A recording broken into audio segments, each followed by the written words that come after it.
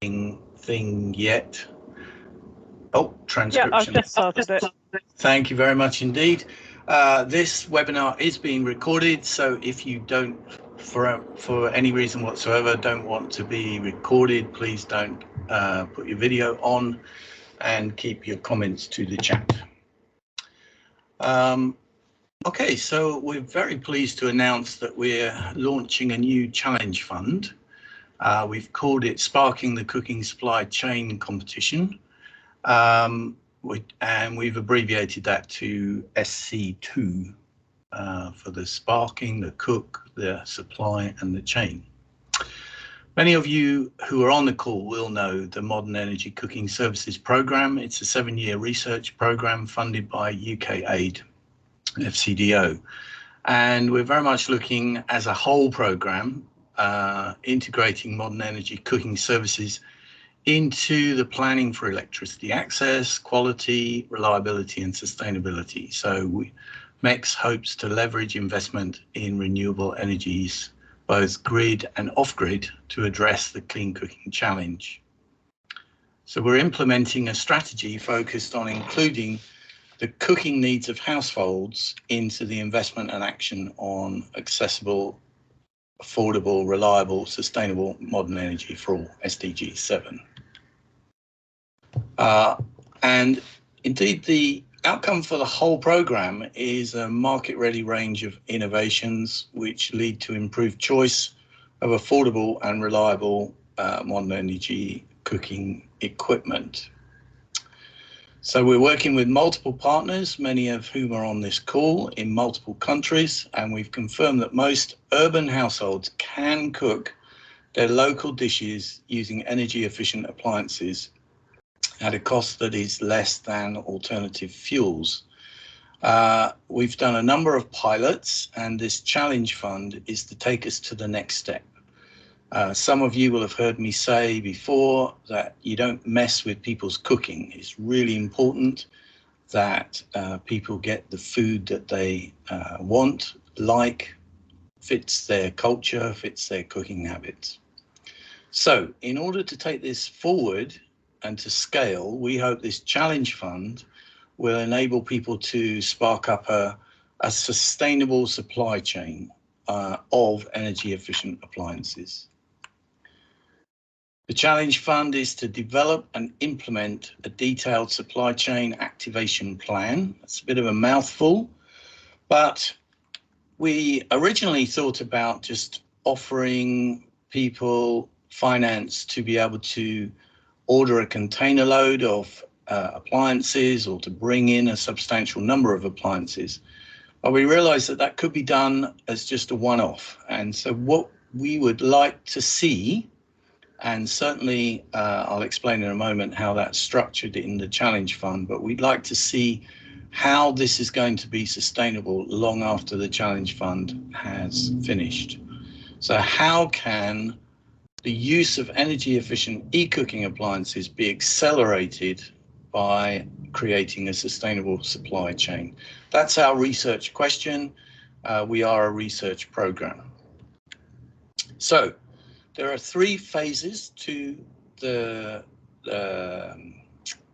for each winner of the Challenge Fund. There are 3 phases open to them.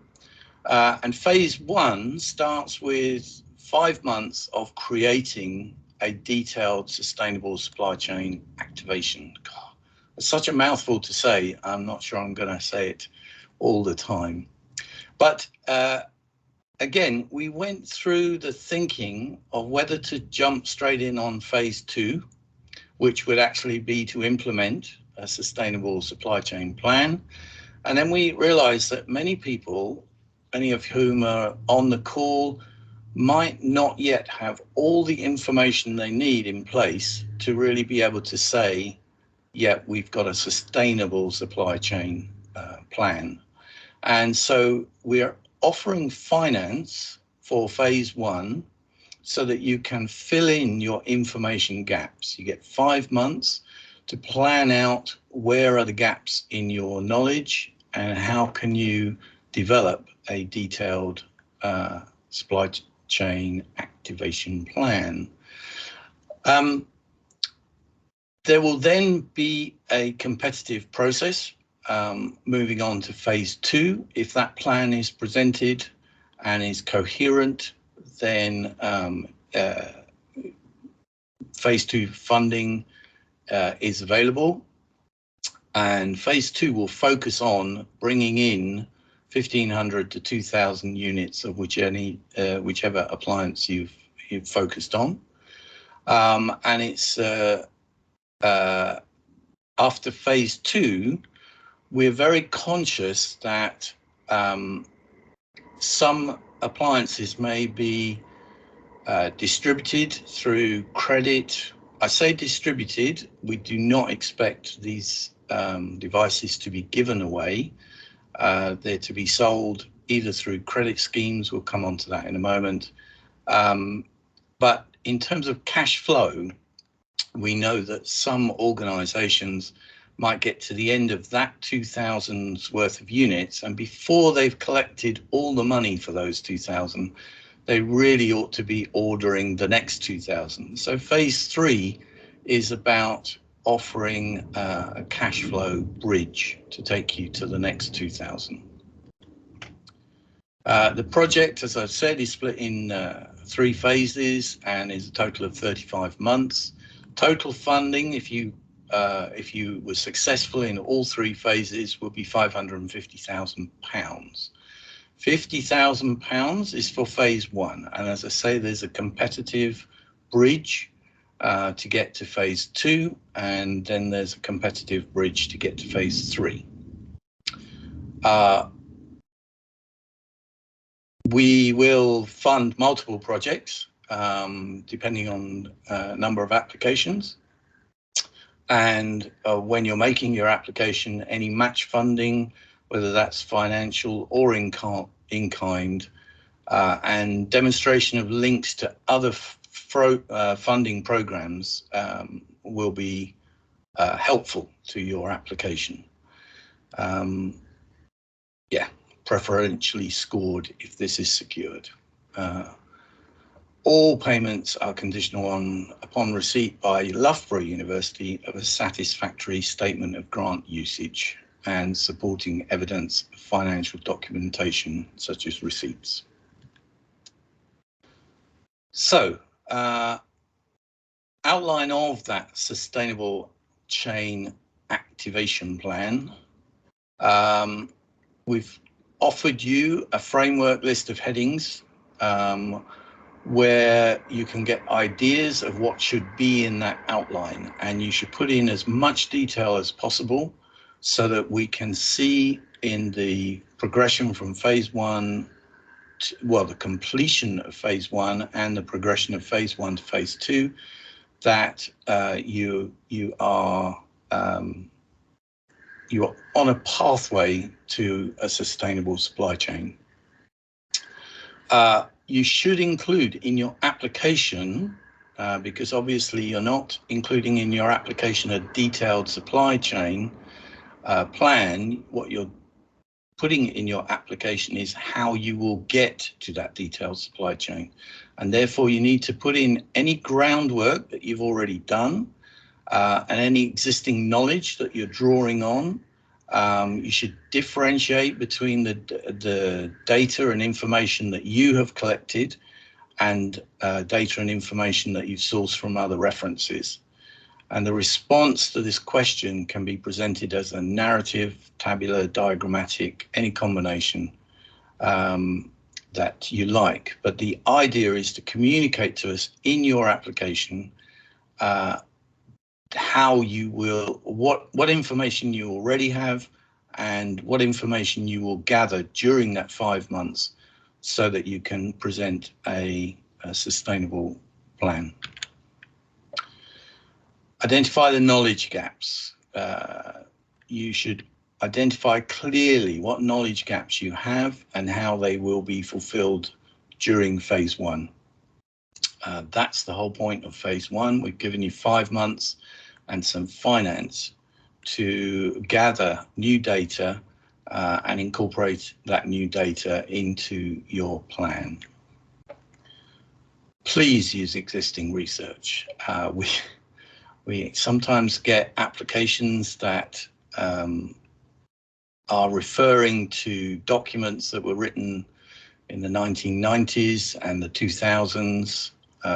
Please use existing recent research, because that is, there are contextual changes in the world, there are contextual changes in electrification, there are contextual changes in the products that are available on the market.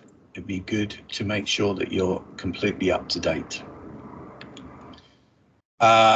Your application should show your project management, describe the risks to the project and how you plan to mitigate those risks, describe the roles, skills, relevant experience of the team, including any subcontractors, and details of other team members that you might bring in at various points along that 5-month journey. All the cost information should be clearly provided. All the rates must reflect fair market value. Subcontractor costs should be justified. Response should clearly describe what you will spend the funding on and demonstrate some value for money. If you expect to pay VAT, then make sure that is included in your costings, and only eligible costs directly associated with the SC2 projects will be reimbursed.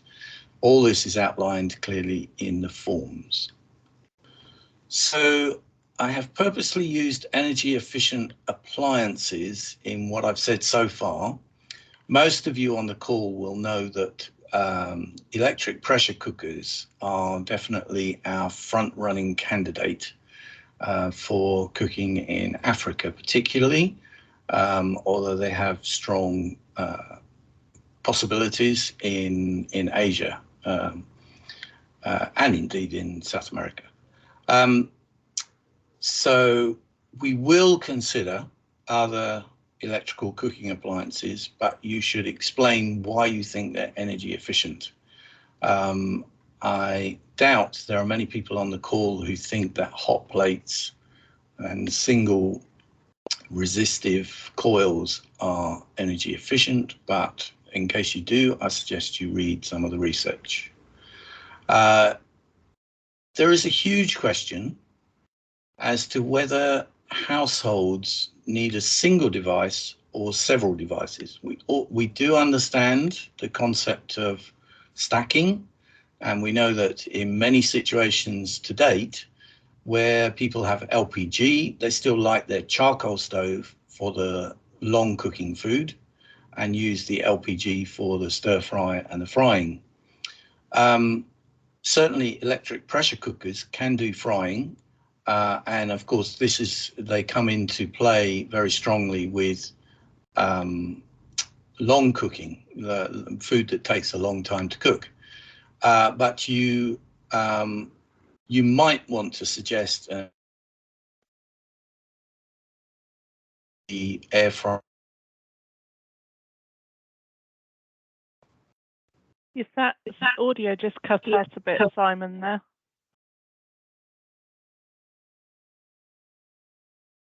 Am I back? Testing, 1, 2, 3. Yes, yeah, back now. Sorry, okay.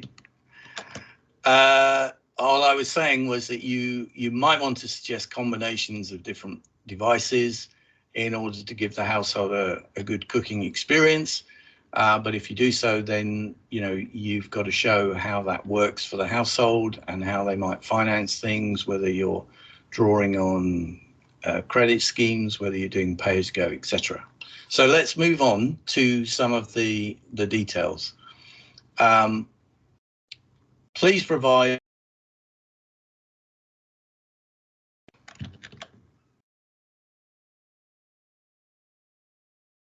Simon, the audio is cut out again. If you try to switching your camera off, it might help. Yeah, thank you. I don't think it will. I think it's my annoying broadband, but I'll...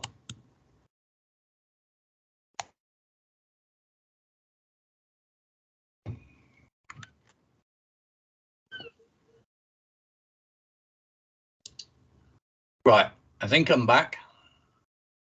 Yep, great, thanks. Okay, yeah, we've kind of been through this bit. Show us the groundwork that you've already completed, the preparation, the piloting that you've done. If you feel that there's some necessary data that needs to be gathered, that's what you're putting in your application for phase one. This is how you're going to collect that data, consolidate it, and analyze it. And you should show how you have the skill to take that forward. Please make sure within that process you've got a contextual and market understanding, which we would assume includes some sort of description of the cooking culture.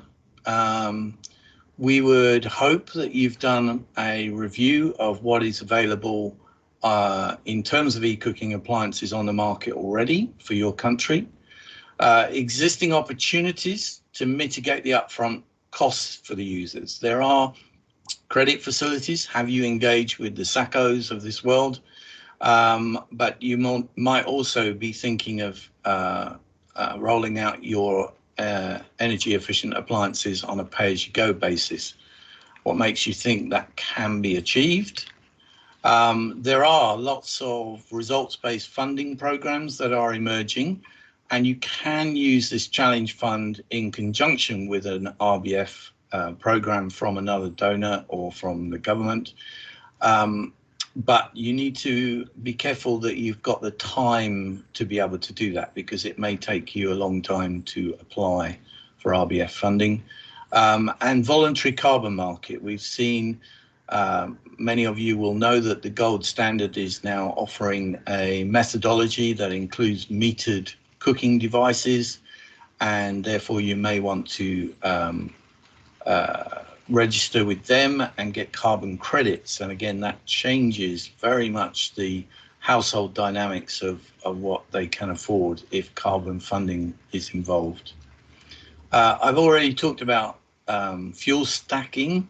We do acknowledge that that's a possibility. Please explain what you're going to do about that, whether you're going to encourage multiple electrical appliances or whether you're going to accept LPG, electric combinations, etc.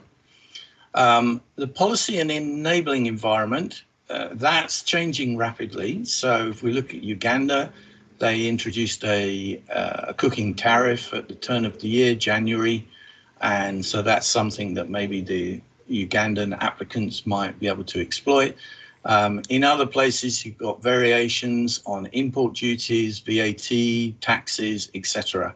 You need to explain to us in your detailed activation plan how that will affect your supply chain. And sustainability observations. This is not just about the supply chain being sustainable because you think that the factory that produces stuff is always going to be there, but also what the cost of the environment might be of you doing this in the long term. In that detailed implementation plan that is the result of phase one, you might want to think about these things that should be in that plan, the deliverable of phase one. It's very important that there's some sort of an after-sales service. How will repair and warranty be fulfilled? I've put down here an analysis of potential job creation. We know that young people, unemployment is a big issue. If you can comment on that, great.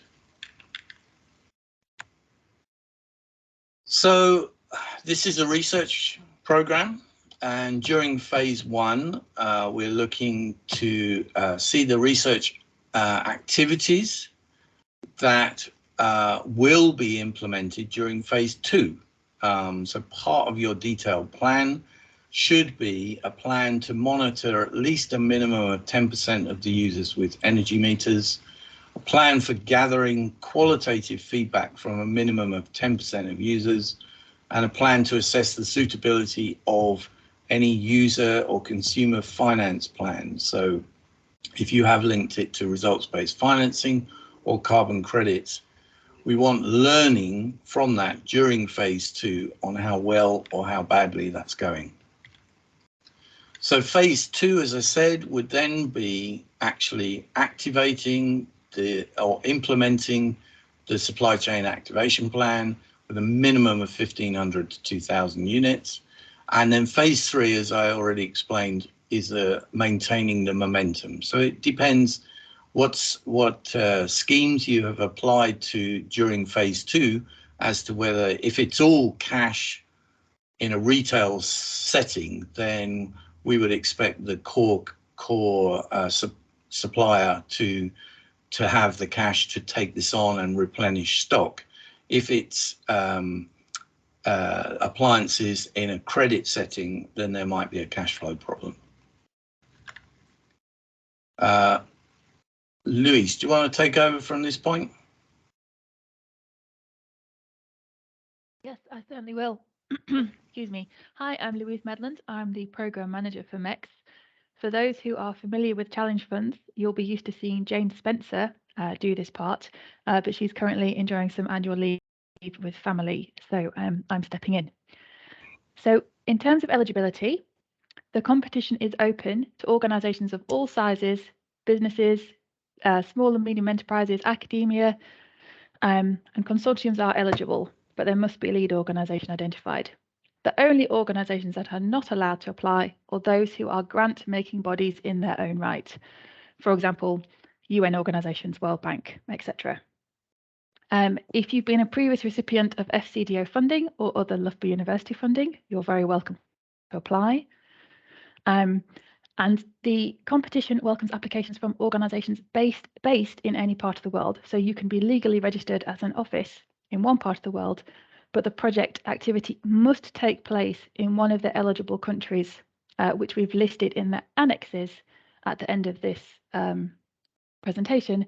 And it's also very clearly stated within the grant specification document. So just to clarify, your legal business can be located in one country, but the project activities must take place in a country that is on the list at the end of this presentation. Oh, Simon, I'm getting a horrible echo. Sorry. Thanks. So, oh, there we go. In previous competitions for challenge funds, we've run the applications through the MECS email. That is not happening this time. The university is requiring us to use the Delta eSourcing platform. You see there's links here, there are links on the website, there are links within the competition documents. I cannot stress this strongly enough. Any application that we receive not through the Delta eSourcing platform will not be considered. It will not even be opened. So to look at the Delta eSourcing platform, I've got a couple of photographs in the next 2 slides. You have to register as a supplier. Registration is absolutely free. And then you can access the call.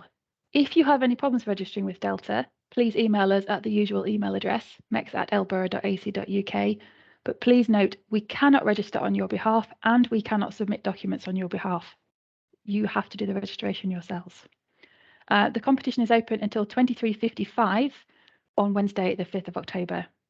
Simon, if you just nip to the next 2 slides. So this is if you go onto that link, the Delta eSourcing platform link, this is what you will see. And just there in the top right-hand corner, you see a little blue button in the middle says register. Click on there to register. Simon, next slide, please. And then this is your registration slide. So you see there's 2 options, register as a buyer, register as a supplier. You must register as a supplier. So it's the box outlined in yellow with the yellow arrow pointing to it. So once you click on that button, you'll just be asked for all your usual contact information and company type, etc., etc. So once you've registered, obviously keep a note of your password, and you can find the opportunity, this Sparking the Cooking Supply Chain competition. You can either enter that title or a combination of Sparking the Cooking Supply Chain should work, for example, or you can use the search code, that T6SU code, type it into the search box, and that should also lead you to the right documents.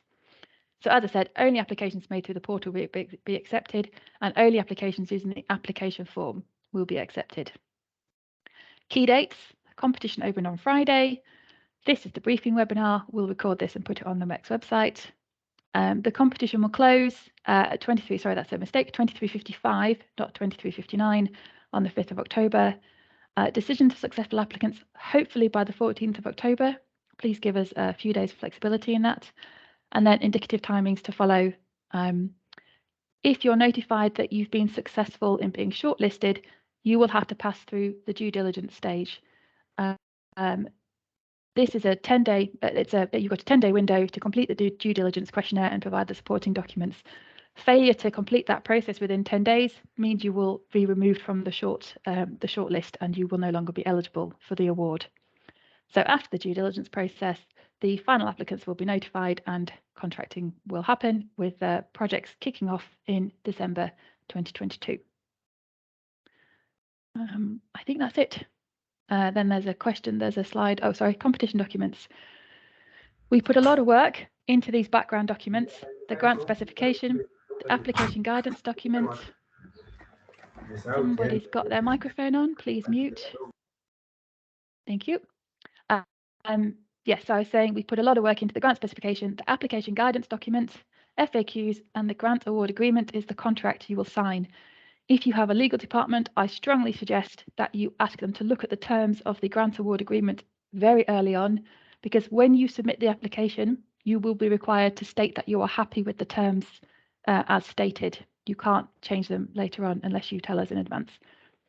The application guidance document has a lot of detail about specific things to include in the questions, so please do make sure you read that. A slide here saying any questions, and then for those when we share the presentation, you'll see some annex slides at the end of this, which have just been parked here for sort of extra information and additional context. But we'll let you look at those in your own time, unless Simon, you want to talk about them now. Yeah, just very quickly, okay. I'd part these as an annex. You know, we are seeking you to comment on the policy enabling environment. What are the taxes, implications? To comment on the consumer awareness. Are you going to have to do massive consumer awareness campaigns? And the supply chain itself. Where are they coming from? How likely is it to be disrupted by global events? And you can, this is just to hint at some of the questions that you might want to put into your detailed supply chain activation plan. And then I was going to share this, which is some very recent unpublished data across a number of different countries. We have identified that that compared to a well-made, well-fitting hot plate, induction stoves and infrared stoves tend to save 10% of the energy, and the more automated devices like rice cooker and automated frying pans save maybe 25%, and an electric pressure cooker, which of course has many of those features plus the pressurization, saves about 50% of the energy. So that's why we say EPCs are our preferred device, but we are aware that many people are still considering induction. Okay, let me stop sharing and initially look at the chat and see what questions we have. The ones that Louise has answered. Well, if you want to put your hand up and ask a question, please do.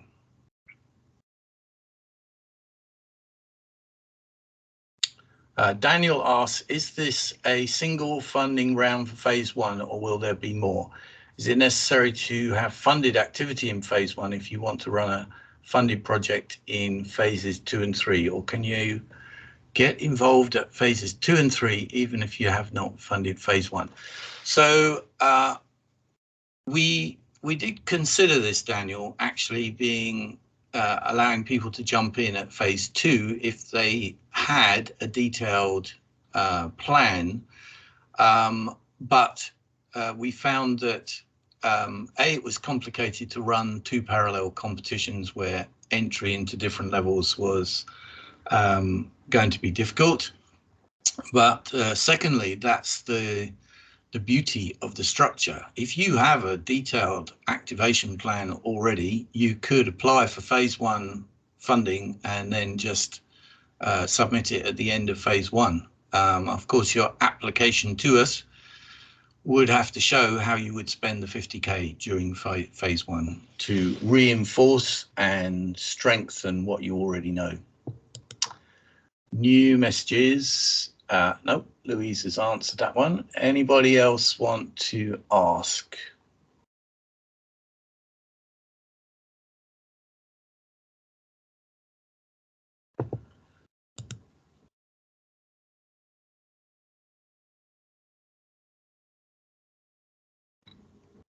I'm seeing questions. Michael, the administrative lead must be a UK based.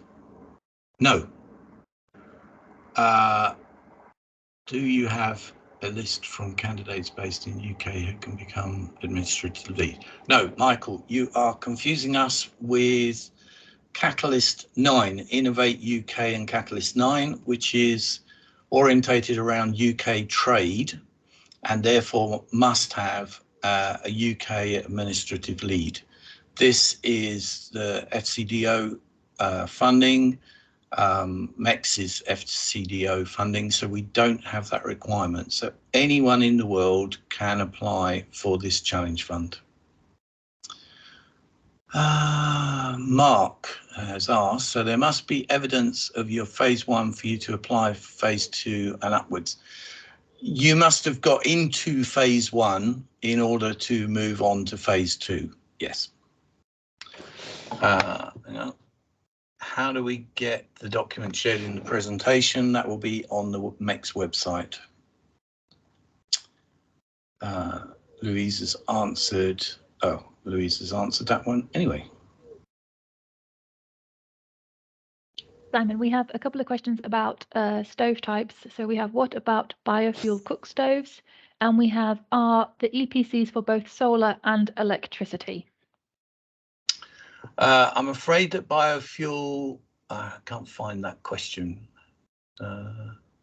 But basically biofuels are not eligible. This is an electricity and cooking challenge fund. We, as a research group, we did start off considering any higher tier stoves, and that would include biofuels. But we, in this particular case, we are focusing on the idea that electrification over the last 10 years has improved quite considerably and has had a multi-billion-dollar investment in it. In Africa, 24 billion a year is invested in electrification over the each year for the last 4 years, 32 billion in developing Asia. So this is about leveraging that investment to get gains in clean cooking, and therefore I'm afraid we have focused on electrical energy efficient devices. And then the other question was, is it on-grid or off-grid? It can be either. So there is going to be another challenge fund in about a month's time focused on mini-grid and mini-grid design. However, there is no reason why a mini-grid operator or link couldn't apply here for the phase 1 for the supply chain and use phase 1 to confirm that e-cooking is usable on their mini grids. It is also possible, we do have partners who are working on solar home systems that are now affordable, and you may even want to go down that road.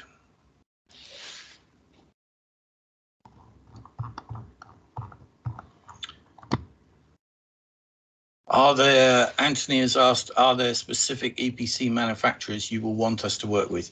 No, but what we have put in the documentation is that you should refer to the Global Leap buyer's guide. This was research that we funded 2 years ago now, I think, and there is a buyer's guide of some of the EPCs, but it's certainly this call is not restricted to those EPCs because there are many more on the market now.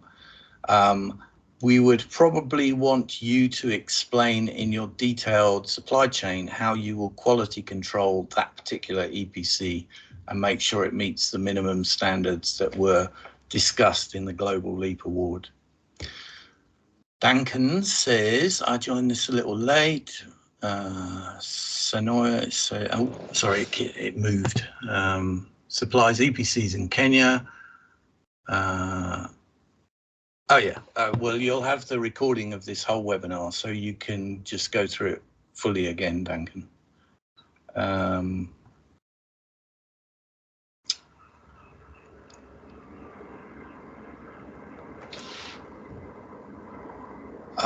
Bijou has asked, would you share the criteria for advancing to each phase? Is there a distinct minimum eligibility to proceed to the next phase?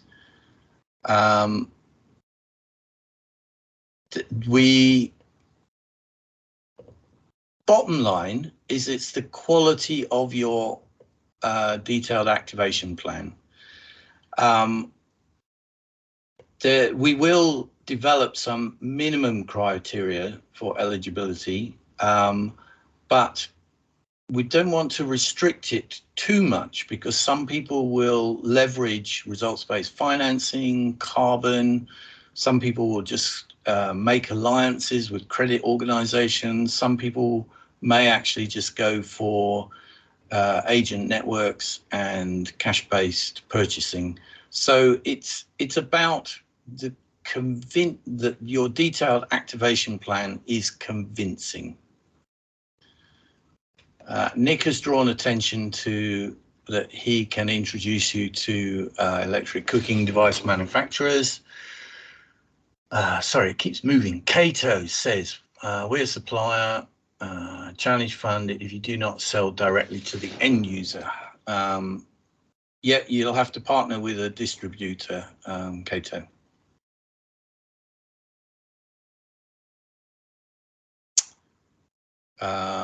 Upendra says, is it allowable to sell the carbon offsets from this research project to the voluntary market? Yes. So I guess, Upendra, you might be asking that question because the Clean Cooking Fund of the World Bank is going to use carbon credits, and as part of their results-based financing in strategic countries. I know that Rwanda is one of those countries. And in their conditions, you are not allowed to sell the carbon credits independently. They will take the carbon credits and they will then refund new schemes.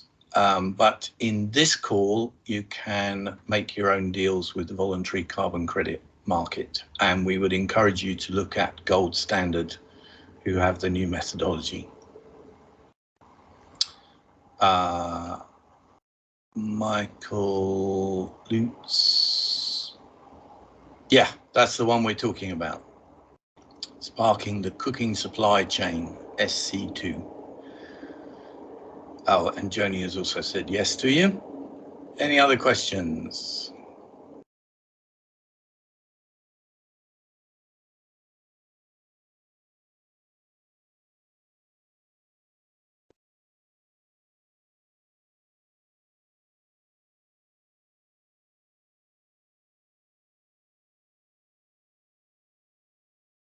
I'm just pausing to see if other questions are coming up.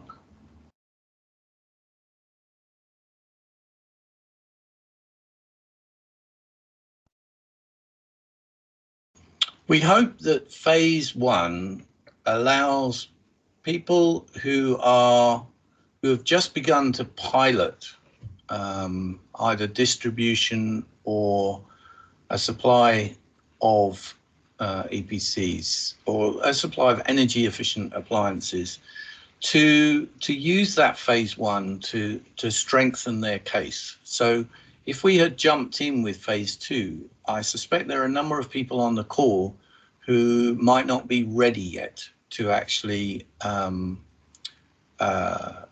go for the thousands and still need to do the 50 to 100 just to confirm a few things. So phase 1 is very much about, if you haven't done something that we call a cooking diary, you can find cooking diaries on our website and the protocol for doing that. If you haven't confirmed that e-cooking fits the cooking culture of your country, then, phase 1 offers you an opportunity to do that. The quality of your application for phase 1 will be judged on the groundwork you've already done and explaining how during phase 1 you will complete the breadth of information that is needed.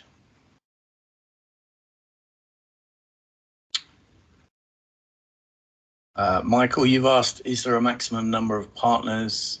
I'm leaving Louise to answer that one.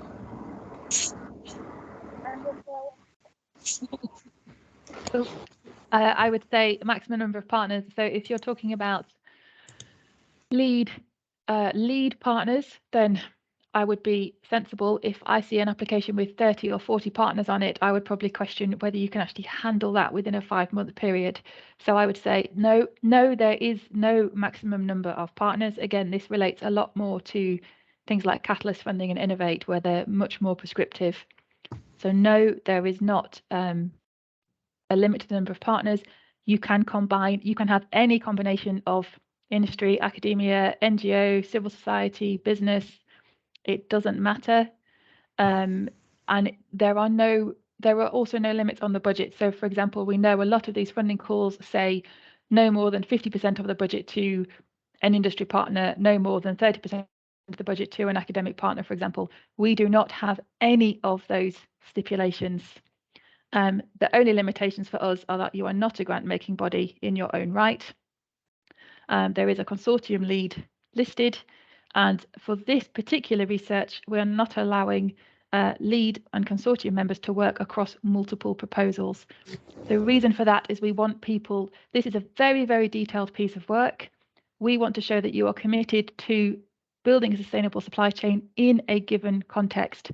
We don't want you trying to work across 5 different countries or 2 different continents for this particular piece of research. So they're our stipulations. They are very clearly spelt out in the application guidance and in the grant specification. So please do check back if you have further questions.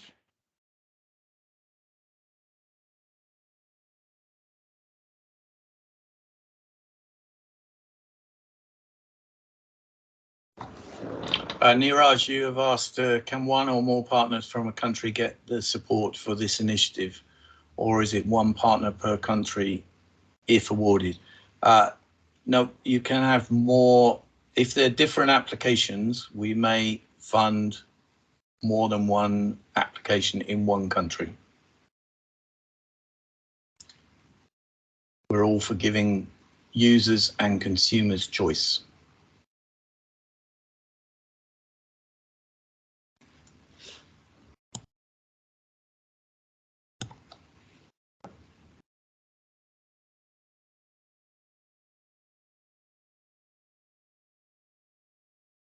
Okay, well, we might be there. We're actually a little bit early, 10 minutes to go.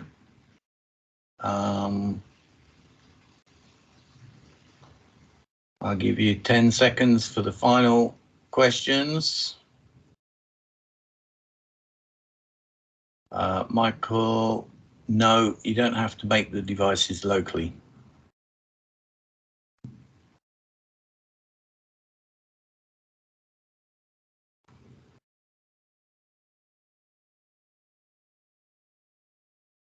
Oh yeah, of course you can.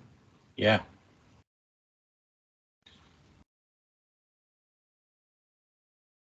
Sorry, Safe.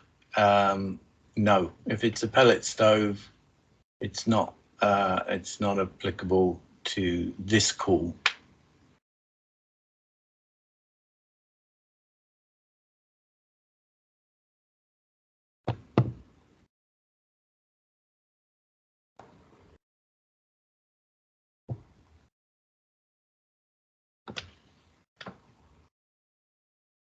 Yes, Justine.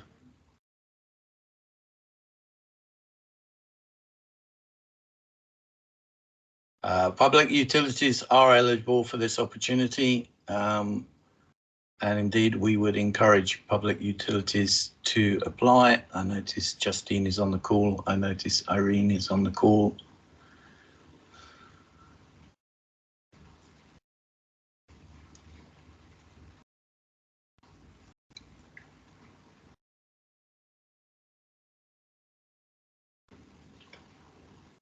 Okay, giving it another 10 seconds.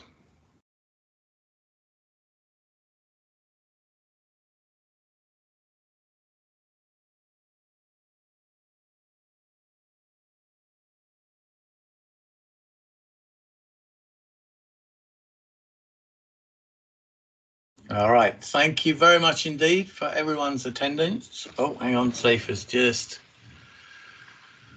said.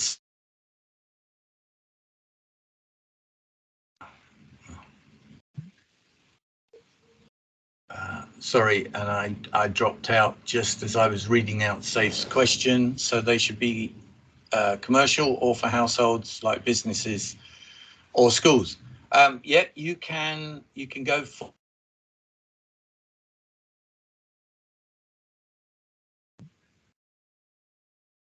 Sorry, I can see that I dropped out for a moment when I was trying to answer Safe's question.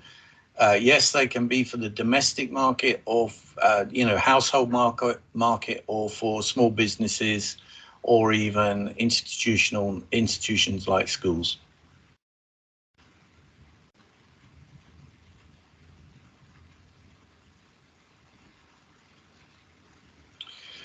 Okay, thank you very much, everyone, for attending. And I wish you all the best in applying for this. We hope we get many applications.